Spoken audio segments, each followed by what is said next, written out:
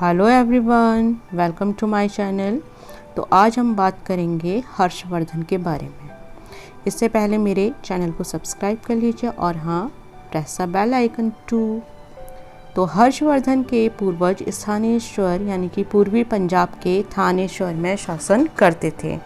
इसके बारे में उल्लेख मिलता है हमें बाण की हर्षचरित से, और एक उल्लेख हमें ह्वेनसांग से भी मिलता है क्योंकि वह उसके समय में भारत आया था। बाण ने इसके संस्थापक का नाम पुष्यभूति बताया है, लेकिन इसके बाद उसने उसके बारे में कुछ भी नहीं विवरण दिया। बाण भी थानेश्वर का मुख्य विवरण प्रभाकर वर्धन से प्रारंभ करता है। कहा जाता है कि प्रभाकर वर्धन बहुत अधिक पराक्रमी शासक था। उसका विवाह यशोमती देवी से हुआ था। उसके 3 पुत्र थे, राज्यवर्धन, हर्षवर्धन और कृष्ण, और उसकी एक पुत्री थी जिसका नाम राजश्री था। प्रभाकर वर्धन अपने शासनकाल में बहुत अधिक पराक्रमी था। अपने शत्रुओं के लिए वो प्रचंड संहारक था। उसने अपने बड़े पुत्र राज्यवर्धन को हूणों के विरुद्ध अभियान में भेजा। उसने खुद भी हूणों का सामना किया था, परंतु पिता की बीमारी के समाचार को सुनकर राज्यवर्धन वापस थानेश्वर लौट आया। उसके पिता की तब तक मृत्यु हो चुकी थी जब तक वह वापस आया, और उसकी माता सरस्वती नदी के तट पर सती हो चुकी थी। वो इतना दुखी हुआ कि उसने राज्य सिंहासन में बैठने का फैसला नहीं किया। उसने फैसला किया कि ये राज्य सिंहासन वो अपने छोटे भाई हर्ष को सौंप देगा, परंतु हर्ष ने उसके इस प्रस्ताव को अस्वीकार कर दिया। इसके चलते वो अपने राज सिंहासन पर बैठा, लेकिन राज सिंहासन उसके लिए इतना आसान नहीं था। सिंहासन पर बैठते ही उसे तुरंत नए संकट का सामना करना पड़ा। उसे अपने बहनोई कन्नौज के राजा ग्रहवर्मन की हत्या का समाचार मिला। मालव के राजा देवगुप्त ने उसका वध कर दिया था और उसकी बहन राजश्री को कैद कर लिया गया था। उसकी बहन राजश्री बंदी बनाकर कारागार में डाल ली गई थी। उसने अपने बहन के पति के हत्यारे से युद्ध करके उसे परास्त तो किया, परंतु अति विश्वसनीयता के चलते गौड़ या बंगाल के राजा शशांक के हाथों कूटनीति से मारा गया। शशांक ने उस पर मित्रता का प्रस्ताव रखा, उसे अपने शिविर में बुलाया और उसकी हत्या कर दी। इस तरीके से राज्यवर्धन की मृत्यु हो गई।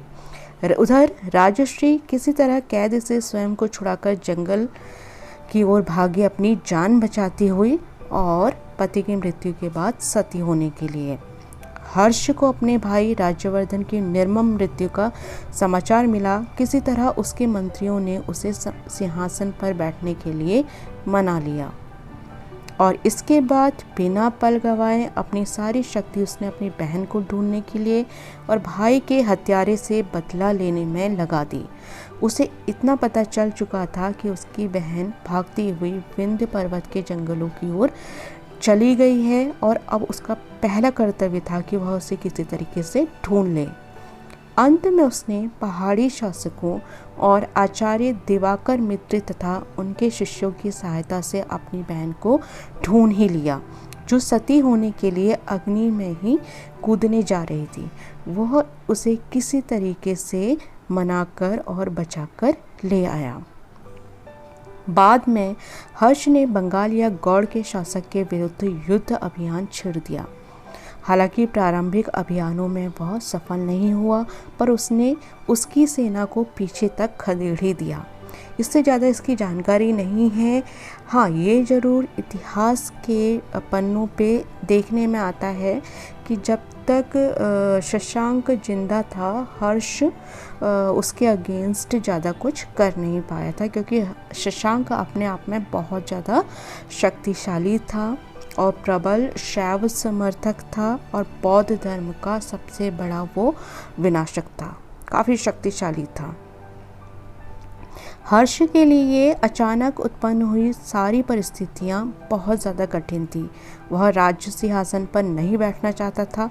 क्यों, इसका कारण तो अभी भी स्पष्ट नहीं हो पाया है। इसीलिए उसने अपनी जो सबसे पहली उपाधि ली वो थी राजपुत्र शिलादित्य की, और इसी से उसने अपने को संतुष्ट किया। कभी कभी ये भी कहा जाता है कि वह कन्नौज के शासन को पर अपना यथार्थ अधिकार नहीं मानता था। हर्ष का काल माना जाता है 606 ईसा पूर्व का, और जिन परिस्थितियों में उसने राज सिंहासन संभाला बहुत ही ज़्यादा विचित्र भी थी, बहुत ज़्यादा विकट भी थी, पर राजनीतिज्ञों ने बहुत सोच समझकर उसको सत्ता सौंपी थी। हर्ष पर उनका विश्वास प्रबल था, अटूट भी था, और हर्ष ने उनके इस विश्वास को पूरी तरीके से जीवंत बनाए रखा। वो बहुत शक्तिशाली था। उसके कट्टर शत्रु भी उसे सकलो उत्तरा पथनाथ कहते थे, अर्थात जो कि पूरे उत्तर भारत का एक क्षत्र स्वामी हो या फिर एक राट स्वामी हो। बाण और ह्वेनसांग दोनों ही उल्लेख करते हैं कि वो गद्दी पर नहीं बैठना चाहता था।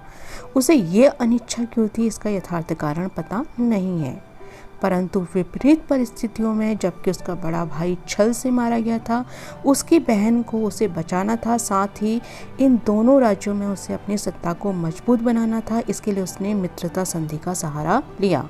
उसने अपनी स्थिति को जल्द ही मजबूत करके पूर्ण राजकीय उपाधियों को ग्रहण किया। धीरे धीरे 612 ईस्वी तक उसने अपनी सेना को बढ़ाकर 1 लाख घुड़सवार तथा 60,000 हाथी सेना कर दी।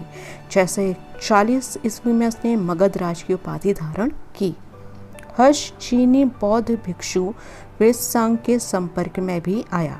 यद्यपि हर्ष शैव उपासक था, पर बौद्ध धर्म की ओर भी उसका बहुत अधिक झुकाव था, पर उसने अपना शैव धर्म नहीं छोड़ा। ये बात और है कि बौद्ध धर्म के लिए उसने बहुत ढेर सारे उल्लेखनीय कार्य किए, और ह्वेनसांग ने अपने यात्रा विवरणों में इसका बहुत ज़्यादा उल्लेख किया है। वह खुद भी हर्ष से बहुत ज़्यादा प्रभावित हुआ था। ह्वेनसांग ने अपने यात्रा विवरणों में 2 महान सभाओं का वर्णन भी किया है, जिसमें एक कन्नौज की सभा है और दूसरी प्रयाग की। इसमें हर्ष ने बुद्ध की मूर्ति स्थापित करने के बाद 5 वर्षों का संचित धन दान में दे दिया, और सब कुछ जब समाप्त हो गया तब उसने एक पुराना वस्त्र पहनकर बुद्ध की पूजा की। इससे पता चलता है कि हर्ष बौद्ध धर्म से कितना अधिक प्रभावित था। तो इतनी जानकारी आज के लिए काफ़ी है। मेरी ये जानकारी आप लोगों को कैसी लग रही है बताइएगा ज़रूर, और फिर एक नई जानकारी के साथ मिलेंगे। तब तक थैंक यू, बाय बाय।